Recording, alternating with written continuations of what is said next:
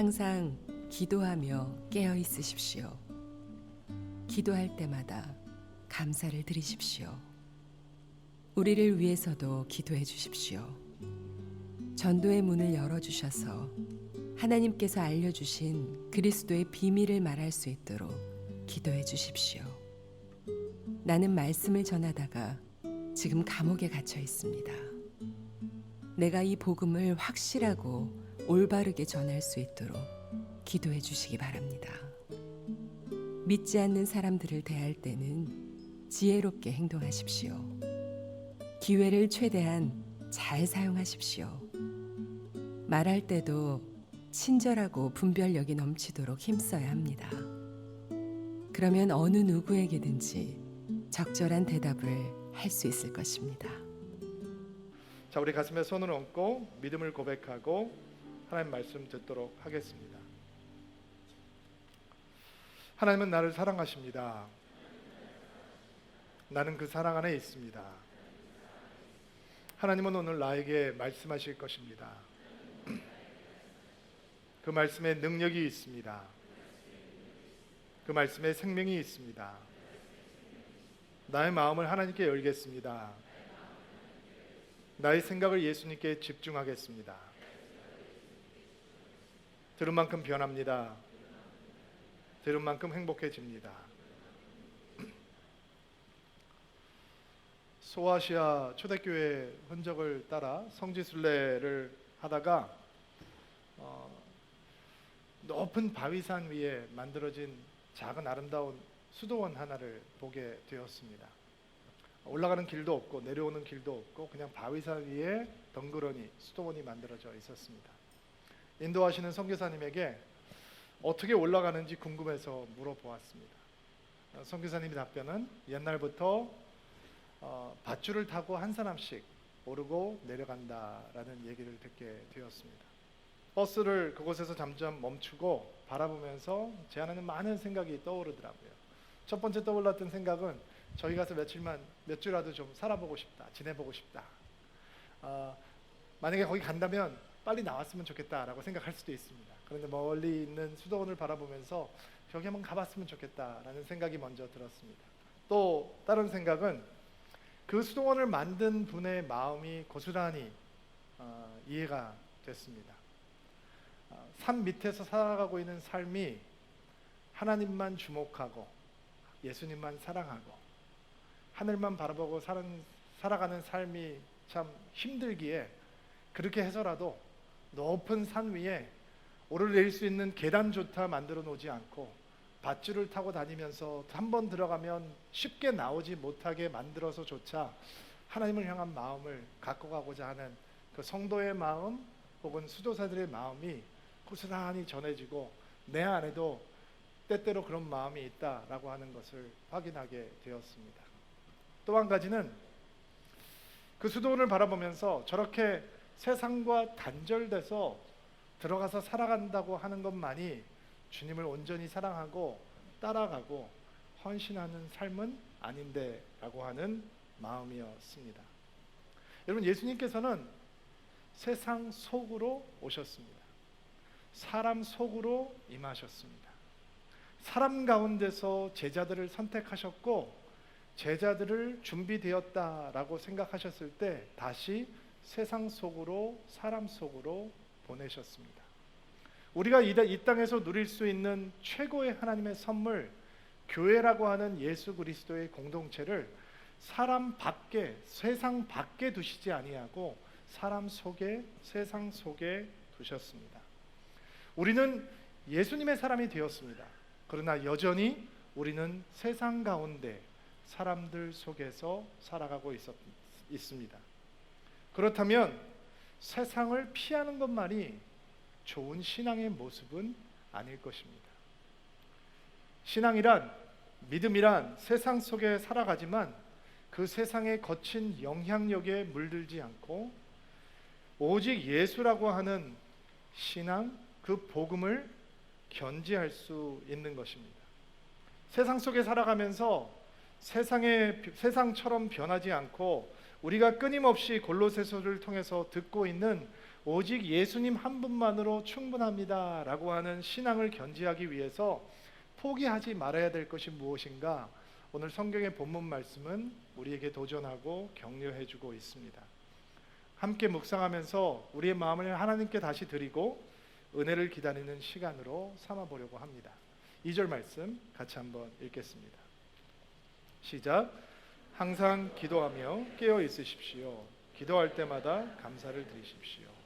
여러분, 기도는 우리에게 평범하도록 익숙한 단어입니다. 기도라고 하는 것은 꼭 기독교에만 있는 종교적인 행위는 아닙니다. 하나님을 모르던 우리의 조상들이 새벽에 정화수를 떠놓고 기도했던 것도 정성스러운 기도였습니다. 무릎이 까지도록 절을 하면서 기도를 드리는 불교도들의 기도도 정성스러운 것입니다. 메카를 향해서 무릎을 꿇고 절을 하며 기도하는 무슬림의 기도도 경건한 모습은 갖추고 있습니다. 알 수 없는 대상을 향해서 돌을 집어던지고 한번 절을 꾸벅하고 있는 그런 미신을 믿는 사람들의 기도 속에조차 기도는 언제나 진지합니다. 그렇다면 하나님께서 우리에게 기대하시고 하나님께서 우리에게 가르쳐 주시는 기도는 단순히 종교적인 경건, 종교적인 진지함, 정성이 가득한 모습보다는 더 다른 모습이어야 할 것입니다. 사도 바울이 우리가 이 거친 세상에서 살아가면서 세상을 닮아가지 않고 오직 예수님 한 분만으로 충분하다라고 외칠 수 있는 복음적인 신앙을 놓치지 않기 위해서 붙들어야 될 것은 단순히 정성이 많이 깃들여 있는 그런 종교적인 행위로서의 기도가 아니라 날카롭게 양날이 서 있는 기도입니다. 기도에 날카로운 날들이 서 있어야 된다는 거죠. 그러면 사도 바울이 우리에게 가르쳐주는 기도의 양날은 무엇인가? 첫 번째 날은 깨어서 기도해야 한다는 것이고, 두 번째 날은 우리의 기도가 감사로 채워져야 된다라고 하는 것입니다. 사실 기도에 대해서 말할 때 우리가 가장 중요하게 생각하는 것은 어떻게 기도해야 되는 것이냐일 수 있습니다. 그러나 어떻게라고 하는 질문보다 더 기본적인 질문은 우리가 왜 기도해야 하느냐에 대한 답을 찾는 것입니다. 만약에 제가 여러분에게 왜 기도해야 됩니까? 라고 질문을 던진다면 여러분은 어쩌면 주저하지 않고 목사님, 그야 우리 삶 속에 내 스스로 해결할 수 없는 산재된 문제들, 버거운 일들이 있기 때문에 기도하는 것입니다 라고 말할지 모릅니다. 그러나 우리가 왜 기도해야 되느냐라고 하는 질문 앞에 우리는 우리가 스스로 해결할 수 없는 문제의 크기보다 하나님이 어떤 분이신지를 먼저 생각하며 그 답을 찾아야 합니다. 하나님은 인격적인 하나님이십니다. 하나님이 인격적이다라고 하는 뜻은 무슨 말이냐면 우리는 그 하나님과 관계할 수 있다라는 것입니다. 하나님과 만날 수 있고 하나님과 교제할 수 있고 하나님과 친밀해질 수 있다라는 것이죠. 기도가 무엇입니까? 우리는 주저하지 않고 말합니다. 기도는 하나님과의 대화입니다. 기도는 청구서를 내미는 행동이 아니죠. 기도는 대화입니다.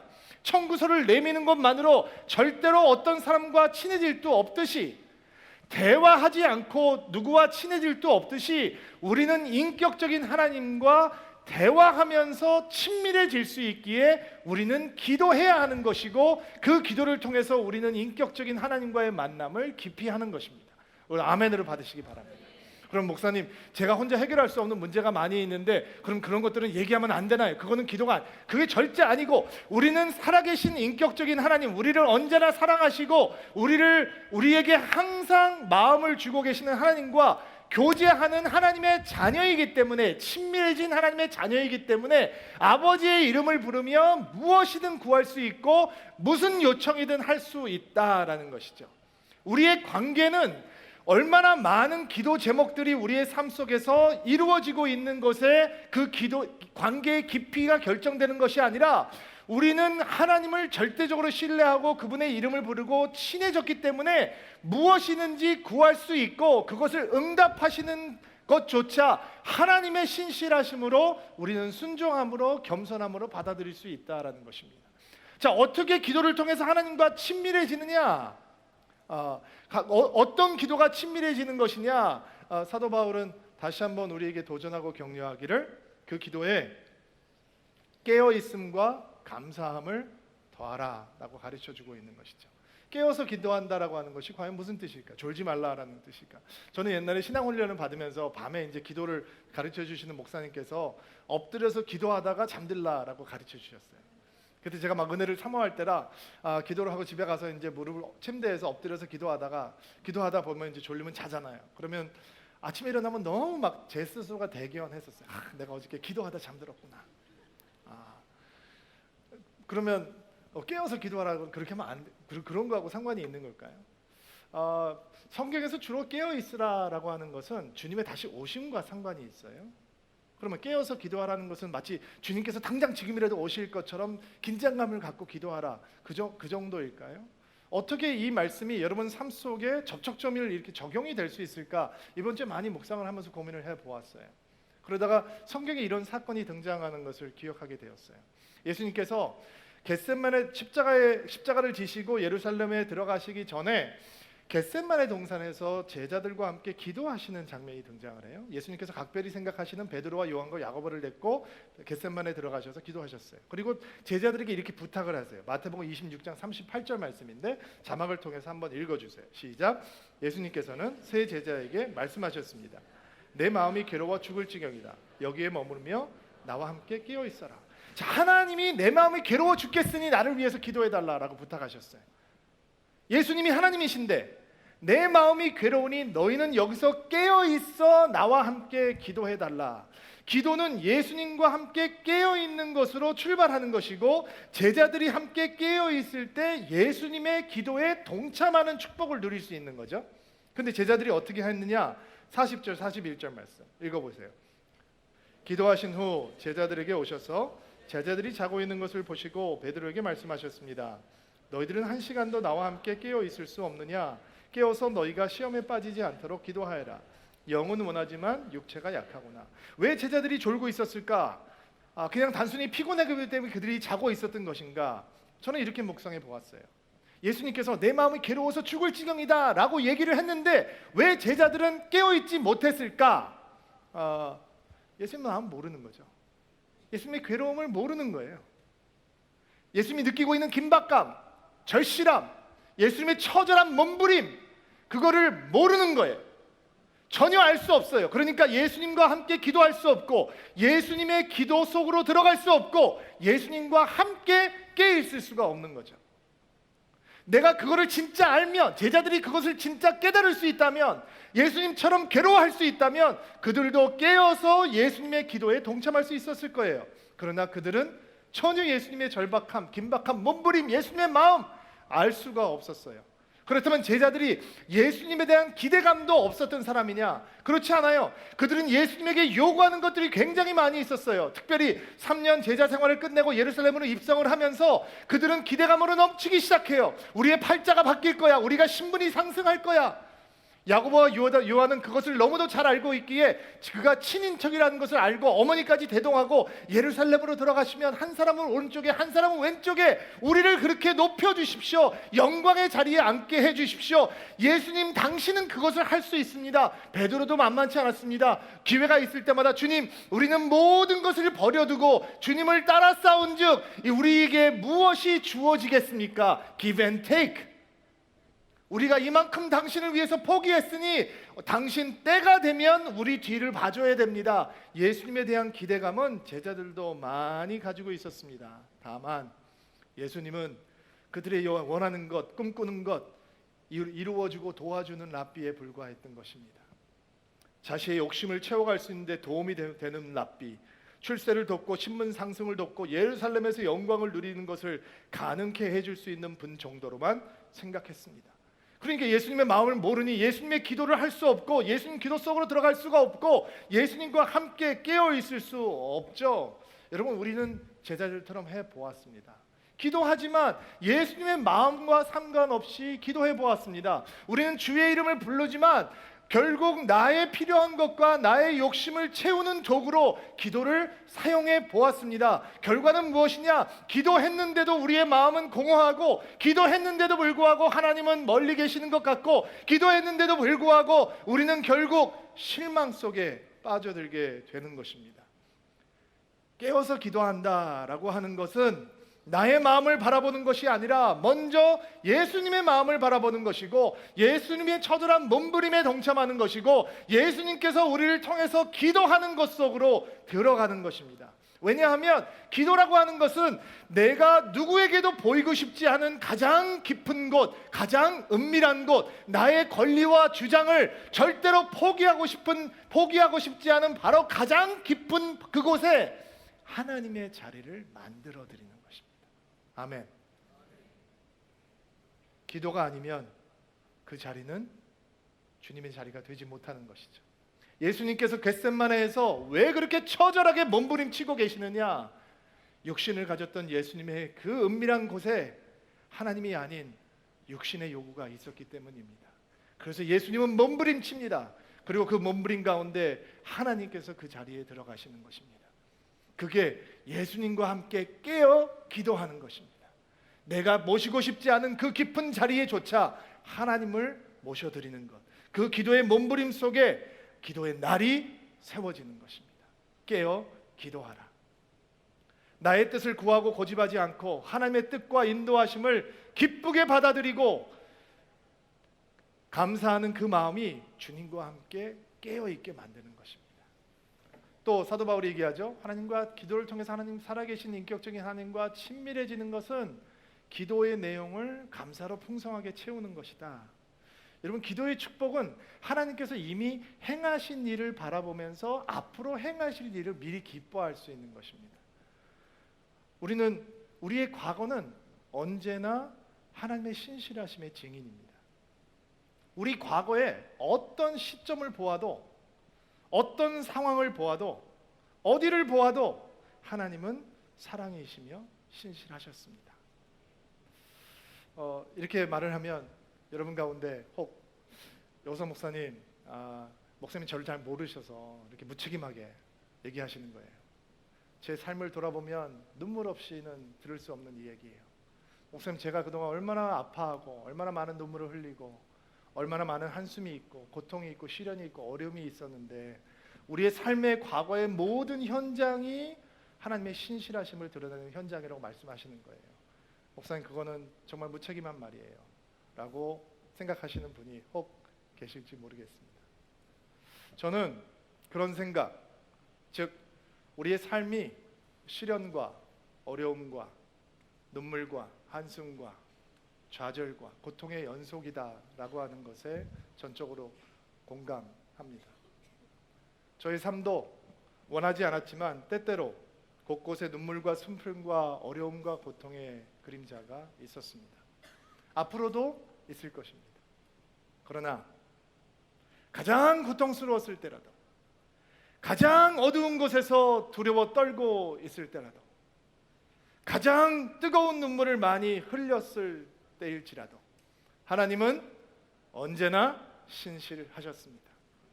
상황의 급류가 변해서 막 무너질 것 같이 벌벌 떨지라도 하나님은 언제나 변함없으신 신실하신 하나님이었습니다. 하나님은 언제든지 우리를 사랑하셨고 하나님의 신실하심은 한 번도 변한 적이 없었습니다. 그것을 기억할 수 있는 가장 강력한 자리는 기도라고 하는 자리입니다.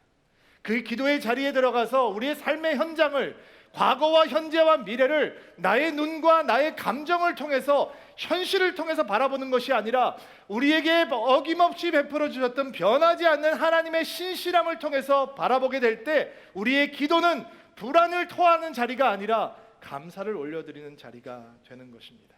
여러분, 우리 기도를 한번 들여다봅시다. 만약 거기에 하나님을 향한 뜨거운 감사의 고백이 빠져 있다면 아마 여러분과 저는 기도하면서도 여전히 낙심하고 있었을 것이고, 기도하면서도 여전히 불안해하고, 기도하면서도 여전히 불평하고, 기도하면서 여전히 하나님을 인정하지 못하는 상황으로 치닫고 있을 것입니다. 성도들이 포기할 수 없는 기도의 양날은 예수님의 마음을 놓치지 않고 깨어 우리의 기도를 하나님을 향한 감사로 채우는 것입니다. 그것을 통해서 우리는 하나님과 더 가까이 갈 수 있고 더 친밀해질 수 있는 거죠. 자, 3절 4절 말씀 읽어볼게요. 3절 4절 시작. 전도의 문을 열어서 하나님께서 알려주신 그리스도의 비밀을 말할 수 있도록 기도해 주십시오. 나는 말씀을 전하다가 지금 감옥에 갇혀 있습니다. 복음을 확실하고 올바르게 전해줄 수 있도록 기도해 주시기 바랍니다. 자, 세상 속에서 살아가면서 세상의 물결에 휩쓸리지 않고 오직 예수 그리스도로 충분하다라고 하는 신앙을 견지하기 위해서 여러분과 제가 포기할 수 없는 것은 전도의 문이 열리도록 간절히 기도하는 것입니다. 전도의 문이 열리도록 기도하는 것입니다. 2절 말씀이 하나님과의 개인적인 관계 친밀함을 위해서 어떻게 기도해야 하는 것을 알려주고 있다면 3절과 4절 말씀은 세상과의 관계 속에서 무엇을 위해서 기도하는지 우리에게 가르쳐주고 있습니다. 사도 바울은 지금 옥중에서 편지를 쓰고 있습니다. 사슬에 묶여 있습니다.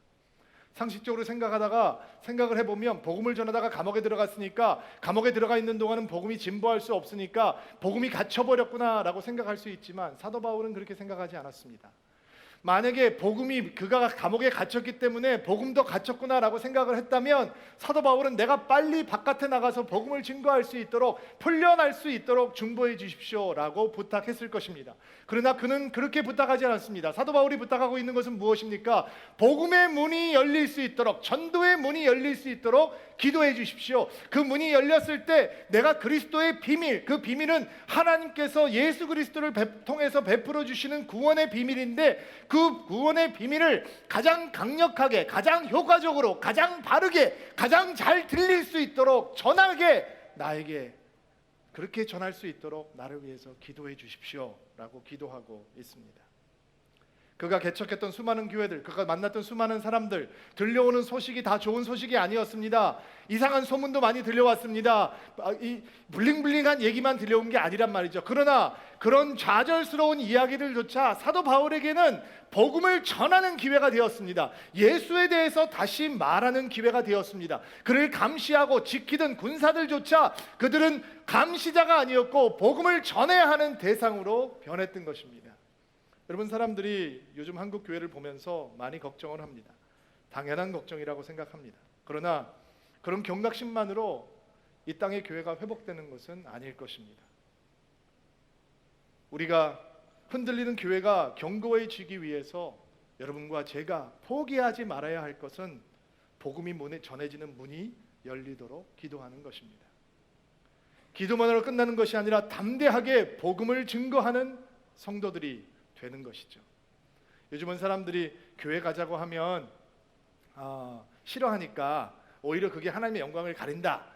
그저 드러내지 않고 그냥 잔잔하게 착하게 예수 믿는 게 오히려 요즘은 전도하는 좋은 기회가 된다라고 생각을 하는 분들이 있습니다. 때때로는 그렇기도 합니다. 그런데 이번 주에 몽골에 들어가서 제가 우리 박한태 선교사님한테 은혜를 받고 감동을 받은 간증을 하나 듣게 되었습니다. 몽골에 가서 이제 의대생들을 훈련하고 키우는데 양육하는 학생 가운데 별로 그렇게 탁월하고 공부를 잘하는 친구는 아닌데 심성과 가능성을 보고 이제 가까이 양육을 하는 학생이 있었다고 합니다. 근데 박한태 선생님한테 이 몽골 학생이 와서 선생님 질문이 있습니다. 질문을 해봐라. 왜 선생님은 내가 옆에서 오랫동안 지켜보니까 그렇게 손해당하는 일만 합니까? 이렇게 바보가 아닌 것 같은데 맨날 손해당하는 일만 하고 그리고 왜 나한테 그렇게 잘해줍니까? 많은 의사생들 중에 내가 공부를 제일 잘하는 것도 아니고 수술을 잘하는 것도 아니고 뭐 재주가 있는 것도 아니고 나보다 열심히 하는 사람들이 훨씬 더 많고 한데 선생님은 왜 나한테 이렇게 내가 이해할 수 없을 정도로 잘해줍니까? 정말 이해가 안 됩니다. 그게 혹시 선생님이 크리스찬이기 때문에 그런 것입니까? 여러분, 이런 기회가 왔는데 요즘은 교회 다니라 그러면 하나님의 영광을 가린다. 입 닫고 있으면 어떻게 되겠어요? 당연히 관태 선생님이 그가 왜 그 학생에게 그렇게 선대를 하고 있는지, 하나님이 누구신지, 하나님의 이 기회를 위해서 어떻게 역사하셨는지, 예수 그리스도가 누구인지 전하지 않았겠어요? 여러분 기억하십시오. 복음은 교회 나오라라고 얘기하는 것이 아닙니다. 복음은 예수를 주는 것입니다. 십자가를 주는 것입니다. 물론 교회 자랑을 하면, 교회가 좋다고 얘기하면 교회를 통해서 수많은 사람들이 예수님에 대해서 듣기 되겠죠. 그러나 저는 오늘 여러분들 축복하고 격려하기는 여러분이 사람들에게 교회 나오라라고 말하는 사람이 아닌 진짜 복음을 이야기할 수 있는 주의 성도들이 되기를 예수님의 이름으로 축복합니다. 전도의 문이 열려서 교회 나오십시오라고 하는 얘기가 아니라 예수 그리스도에 대해서 들어보셨습니까? 하나님께서 주신 영원한 생명에 대해서 들어보셨습니까? 당신은 십자가가 무슨 의미인지 알고 있습니까? 두려워하지 아니하고 가장 강력하게, 가장 효과적으로 그들이 들을 수 있게, 거부할 수 없게 우리의 삶 자체가 하나님의 영광을 드러내고 사랑을 드러내서 저 사람이 하는 얘기라면 나는 다 듣고 싶다라고 할 때 가장 파워풀한 방법으로 복음을 증거할 수 있는 성도들이 되기를 주의 이름으로 축복합니다. 여러분, 믿음의 위기가 무엇일까요? 믿음의 위기는 복음을 전하는 것을 중요하게 생각하지 않는 것입니다. 신앙의 위기는 우리가 그리스도의 생명을 전하는 것을 남의 일로 생각하는 것입니다. 교회의 위기는 전도의 문이 열리지 않아서 새롭게 태어나는 영혼이 없는데도 그게 괜찮게 느껴지는 것입니다. 여러분, 사도 바울이 했던 기도가 우리의 기도가 되기를 바랍니다. 주여, 우리의 삶 속에서 전도의 문을 열어주셔서 그 문이 열릴 때 하나님의 구원의 비밀, 예수 그리스도의 십자가의 구원의 역사를 가장 강력한 방법으로, 가장 파워풀한 방법으로, 가장 효과적인 방법으로 전할 수 있는 성도가 될 수 있게 나의 삶도 정돈해 주시고 나의 인격도 정돈해 주시고 내가 준비될 수 있는 사람이 되게 도와주옵소서. 여러분, 기도하실 수 있게 되기를 바랍니다. 몽고에 가서 예배를 드리면서 수많은 평신도 선교사님들을 만나게 되었습니다. 함께 한 400명 정도가 모여서 감사 축하 행사를 하는데 저도 모르는데 저희 교인들이 자원해서 뭐 이렇게 축하 행사를 진행하러 들어가셨더라고요. 찬양을 하던 자매님이 이런 이야기를 합니다. 저는 서울드림교회 성도입니다. 그곳은 참 감동이 있는 곳입니다. 여러분, 얼마나 놀라운 이야기입니까? 사람들이 궁금해합니다. 어떤 성도가 자기 교회에 대해서 그렇게 이야기할 수 있을까? 얼마나 좋은 전도 방법입니까? 여러분, 저는 우리 마음이 오늘 전도는 내가 하는 거 아닌데, 나는 별로 거기에 대해서 관심 없는데, 다른 사람의 이야기인데 라고 생각하고 살았다면 오늘 바로 이 순간 성령께서 우리가 무엇을 해야 하는 사람인지, 이 땅에서 우리가 어떤 메시지를 품고 살아가야 되는 것인지 격려하시고 도전하시고 확신을 주시는 은혜가 있게 되기를 바랍니다. 우리의 입술을 통해서 예수 그리스도의 복음이 증거되고 교회의 아름다움이 증거될 수 있는 축복이 있게 되기를 바랍니다. 5절 6절 말씀 다시 읽어볼게요. 시작. 믿지 않는 사람들을 대할 때는 지혜롭게 행동하십시오. 기회를 최대한 잘 사용하십시오. 말할 때도 친절하고 분별력이 넘치도록 힘써야 합니다. 그러면 어느 누구에게든지 적절한 대답을 할 수 있을 것입니다. 세상 속에서 살아가지만 세상의 영향력에 휩쓸리지 아니하고 오직 예수 그리스도로 충분합니다라고 하는 신앙을 견지하는 성도들이 포기하지 말아야 할 것은 거듭남의 증거를 우리의 입술 가운데, 우리의 언어 가운데 심는 것입니다. 개역개정판을 5절과 6절을 개역개정판으로 한번 읽어볼게요. 번역이 조금 다른데 제가 자막을 통해서 올려드릴 테니까 읽어주세요. 시작. 외인에 대해서는 지혜로 행하며 세월을 아끼라. 너희 말을 항상 은혜 가운데서 소금으로 맛을 냄과 같이 하라. 그리하면 각 사람에게 마땅히 대답할 것을 알리리라. 바울이 믿지 않는 사람들에 대해서 성도가 어떻게 해야 되는 것을 가르쳐주죠.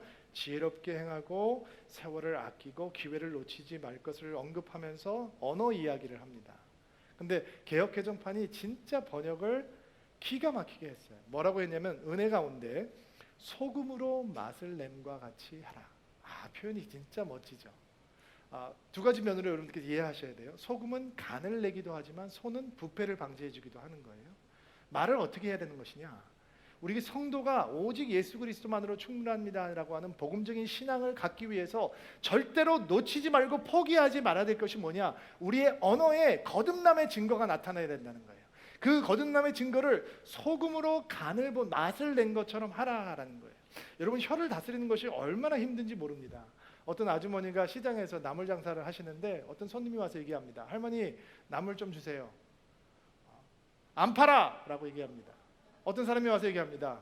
아주머니에게, 언니 나물 5,000원어치만 주세요. 그러니까 봉지가 터지게 집어넣어 줍니다. 여러분, 말이 진짜 하기 힘듭니다. 근데 말을 집어주는 지우개가 없습니다. 말은 바깥에서 우리 안으로 주어지는 것이 아니라 우리 속에서 솟아납니다. 그 말을 만드는 공장을 좀 찾아내면 리모델링을 하고 싶은데 그 공장을 찾아낼 수 있는 사람도 솔직히 없습니다. 저는 목사라서 말을 많이 하고 삽니다. 실수가 많습니다. 일부러 그러는 건 아닌데 조심하려고 진짜 노력을 하고 긴장을 하는데 실수가 언제나 많습니다. 나이가 들어간다고 실수가 줄어드는 것도 아닙니다. 어떤 사람은 나는 말에 자신이 있다, 나는 실수 안 한다라고 생각하지만 옆에 있는 사람들한테 물어보면 그 사람이 얼마나 실수가 많은 사람인지 금방 알려줄 것입니다. 소금으로 맛을 낸 것처럼 말하라라고 하는 것을 우리 삶 속에 어떻게 받아들여야 될까? 어떻게 적용해야 될까? 과하면 좋지 않다라는 것으로 받으셔야 합니다. 맛을 내는 소금도 지나치면 안 되는 것처럼 말도 과하면 은혜를 가립니다. 적절하고 적당하게 해야 한다라는 것으로 받으셔야 합니다.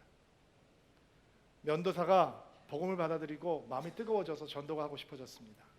손님 얼굴에 거품을 다 발라놓고 칼을 날카롭게 간 다음에 칼을 들고 손님에게 물어봅니다. 손님, 죽을 준비가 되셨습니까? 그건 적절하지 않은 것입니다. 예수님을 만난 자매님이 여고 동창생이 새로운 집에 이사가서 집들이를 한다고 파티에 초청을 받게 됐습니다. 성경을 예쁘게 포장을 하고 그 집에 찾아갑니다. 어머, 너무 축하해. 나 네가 교회 다니고 좀 좋겠어서 성경을 선물로 가지고 왔어. 그리고 집을 한 바퀴 쭉 둘러봅니다. 근데 이게 성경이 오면 나중에 다 불타버릴 거래. 적절하지 않은 것입니다. 우리는 말을 너무 많이 해서 후회해 보았습니다. 안 해도 되는 말을 해서 후회해 보았습니다. 화를 내고 분노한 다음에 말을 쏟아내서 수치도 경험해 보았습니다.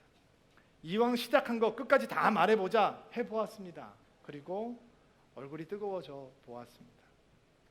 이거 말이야, 내가 당신 사랑해서 하는 말인데 나니까 당신한테 이런 얘기 해주는 거야 라고 말해보았습니다.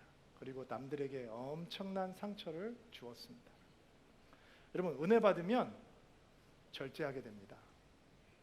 복음을 만나면 브레이크가 생깁니다. 우리 입술에 임하는 구체적인 복음은 그 증거는 과하지 않게 적절하게 할 수 있는 영적인 능력이 생기기 시작한다는 것입니다. 서울드림교회 개척을 준비하면서 신 목사님과 제가 많은 대화를 하던 때였습니다. 그리고 함께 이제 평생 동역을 해나가야 되니까 이제 이런 가치관들이 우리에게 중요하다라고 하는 가치관들을 공유하던 시기였습니다. 제가 신 목사님께 이렇게 말했습니다. 도배야, 죄송합니다. 제가 제 친구를 그렇게 부릅니다. 혹시 여러분 앞에서 그렇게 불러도 그냥 이해해 주시고 받아주시고, 나는 마음에 있는 걸 속에 담아두면 안 된다고 생각하고 다 정직하게 얘기해야 된다고 생각하니까 혹시 마음에 있는 걸 다 얘기하더라도 우리 서로 그것에 대해서는 상처를 받지 않기로 우리 합의하자. 이렇게 얘기를 하니까 마음 상하지 말자. 그러니까 신 목사님이 우리가 사랑하는 그 특유의 눈웃음을 줍니다. 그래, 이렇게 얘기를 해주었습니다. 그리고 시간이 좀 지났어요. 약간의 의견 충돌이 생겼습니다. 그래서 제가 합의를 구한 대로 좀 거친, 부드럽지 않은 말들을 정직하게 표현하기 시작했습니다. 신 목사님은 특유의 그 표정으로 다 들으셨습니다. 그리고 대화가 이제 마무리가 되고 끝나면서 그냥 혼잣말처럼 툭 한마디를 던지셨습니다. 근데 하고 싶은 말 다 하는 건 사랑이 아닌데 저에게 하나님의 음성이었습니다. 저보다 훨씬 지혜롭습니다. 제가 더 잘생겼지만 훨씬 더 지혜롭습니다.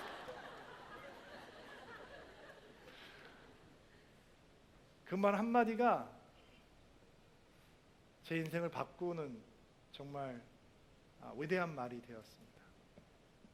여러분, 아내에게 하고 싶은 이야기를 다 해서 행복하고 그게 사랑이고 그게 정직입니까? 부모님들, 자녀들에게 하고 싶은 말을 다 하니까 아이들이 엄마 최고라고 그러고 아빠 존경한다 그러고 그게 사랑이고 그게 정직입니까? 제가 이거를 배우지 못했다면 아직도 신 목사님에게 약간 부드럽지 않은 말들을 하면서 마음고생을 아직도 하고 있나 했을지도 모릅니다. 우리의 입술이 복음 때문에 어떻게 소금으로 만든 것처럼 변할 수 있는가? 우리가 너무도 잘 알고 있는 성경의 말씀 한 부분에 사랑이라고 한 말 대신 입술이라고 하는 말을 넣어보면 여러분에게 감이 올 것 같아요. 제가 한번 읽을 테니까 여러분 들어보세요.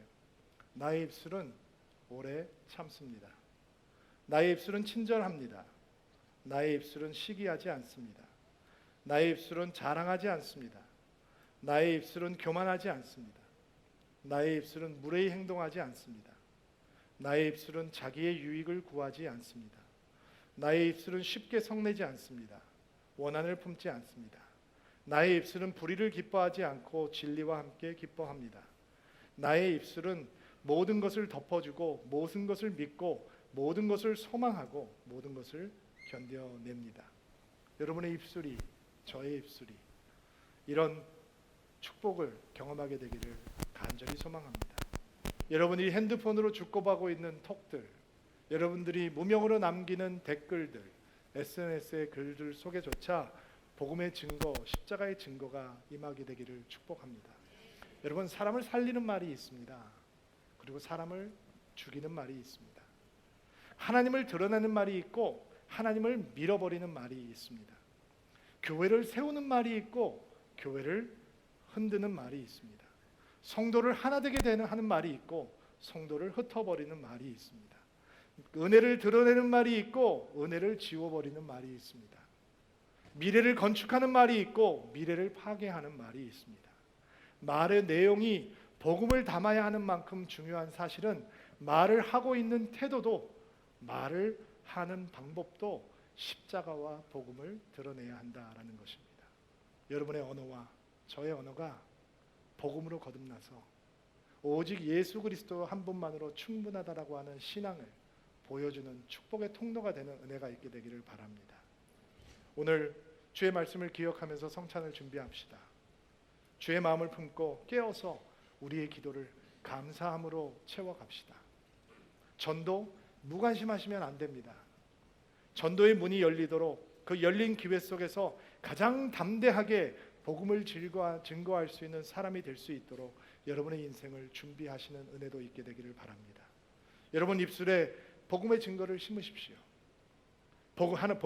그것이 하나님의 은혜, 하나님의 사랑이 드러내는 말이 아니냐면 담대하게 중단할 수 있는 성령님의 능력이 여러분의 입술을 주장하고 여러분의 언어를 주장하는 은혜가 있게 되기를 바랍니다. 함께 기도합시다.